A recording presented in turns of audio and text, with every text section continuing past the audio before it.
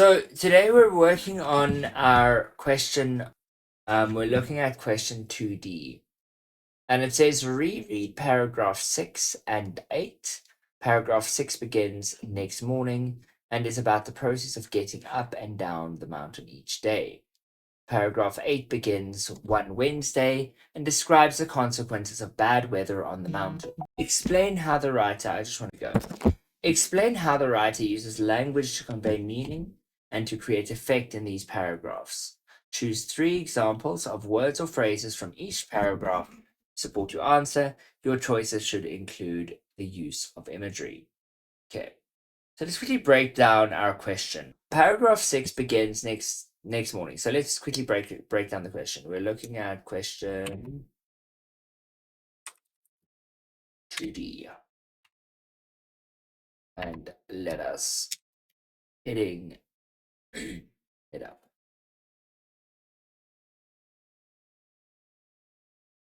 Okay, so the first thing we need to note is that we need 2 paragraphs of writing.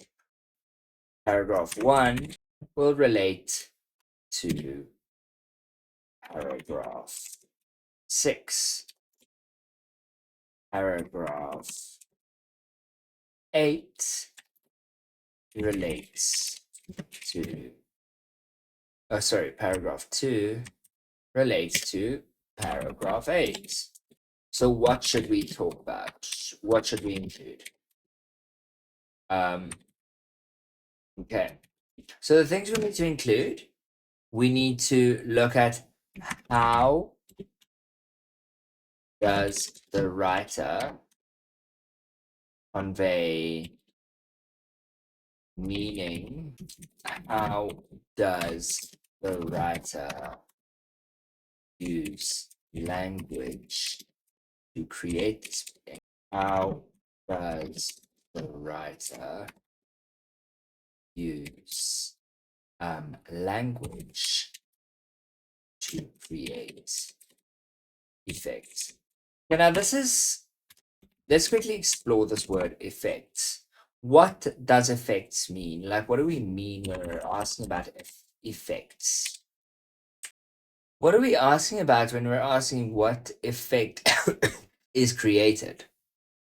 Like, how does the writer use language to create effect in these paragraphs? What do we mean by effect? To a degree, okay. So you're kind of there, right? Because it creates something, okay?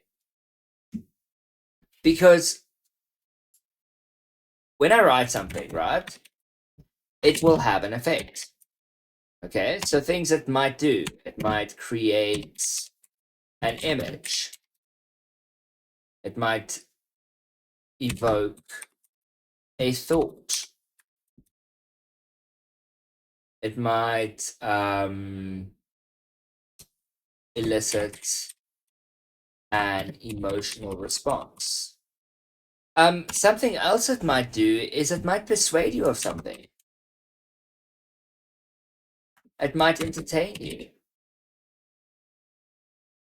And so really, it's going to probably, in some way, achieve its purpose.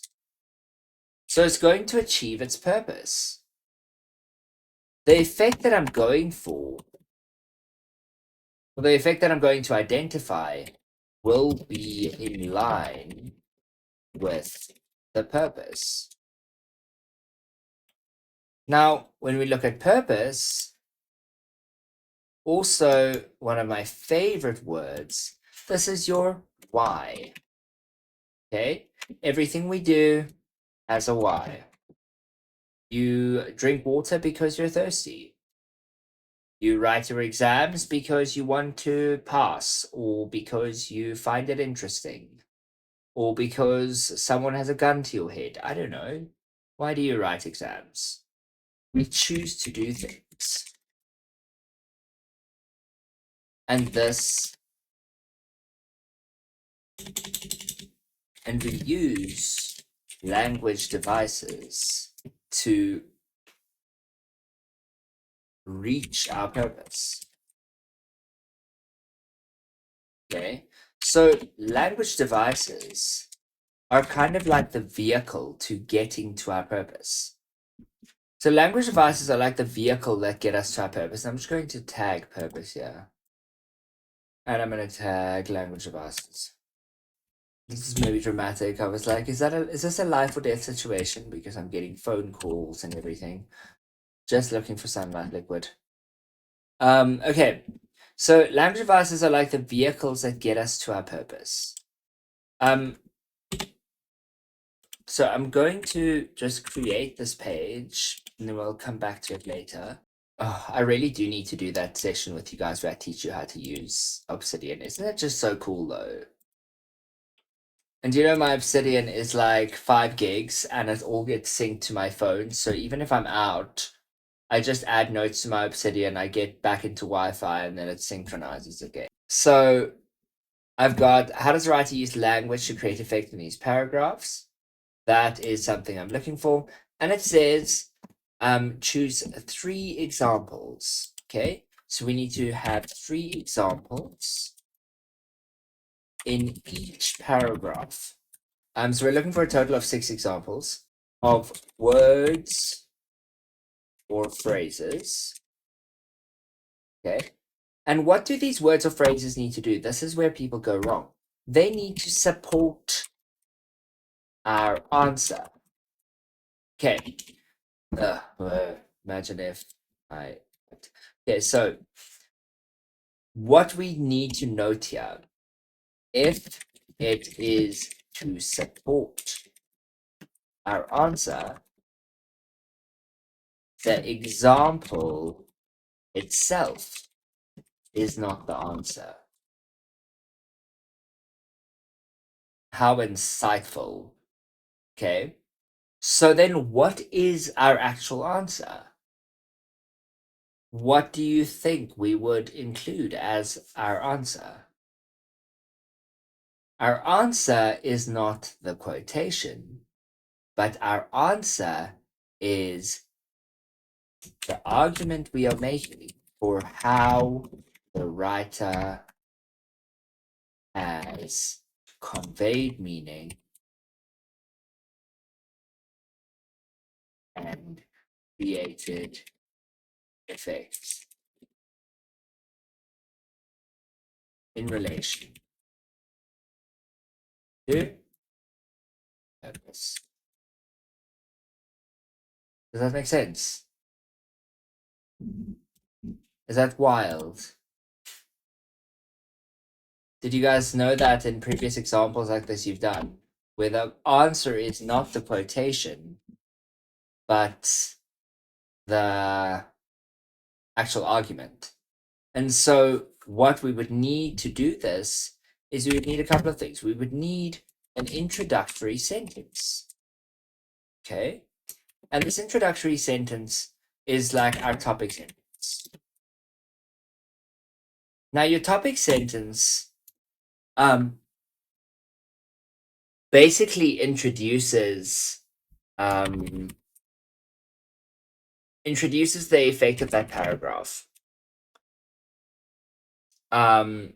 So if we look at this paragraph here, it says, and is about getting up and down the mountain each day. Okay. So this over here, what does this tell us? This tells us what the content is. Okay. So questions we have for ourselves. Why do we, why does the writer talk about this? What does the writer do to make it easier or more difficult to understand?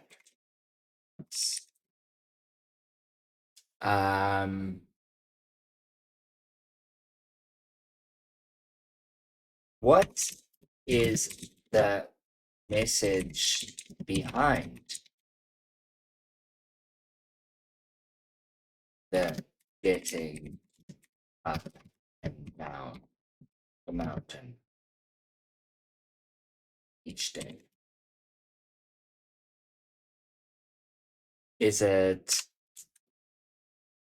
to explain how many steps there are for a geology? I'm doing a lot of typing. So is it to explain how many steps there are for a geological understanding? Is it for understanding the emotions, for understanding the difficulty? And then from there, we look at what techniques does the writer use to create this effect. Does that make sense? Now it says lastly, you need to include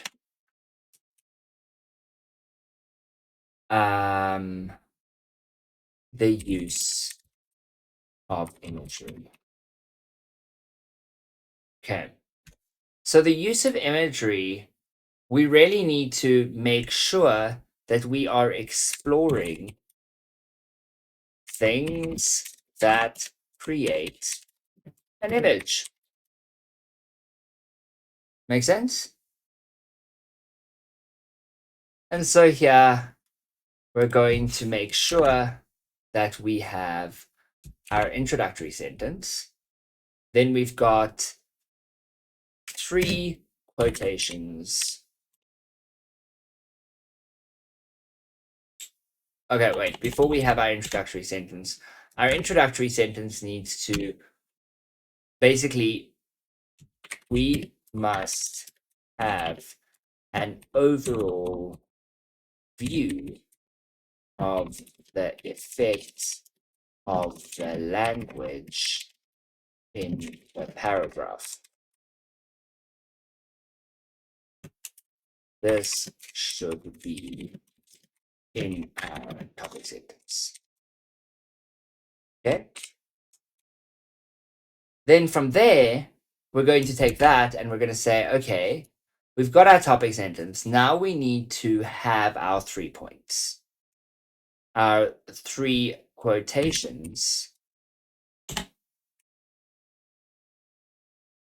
that support our effect being created. We need to make sure that we explain how each one creates the effect.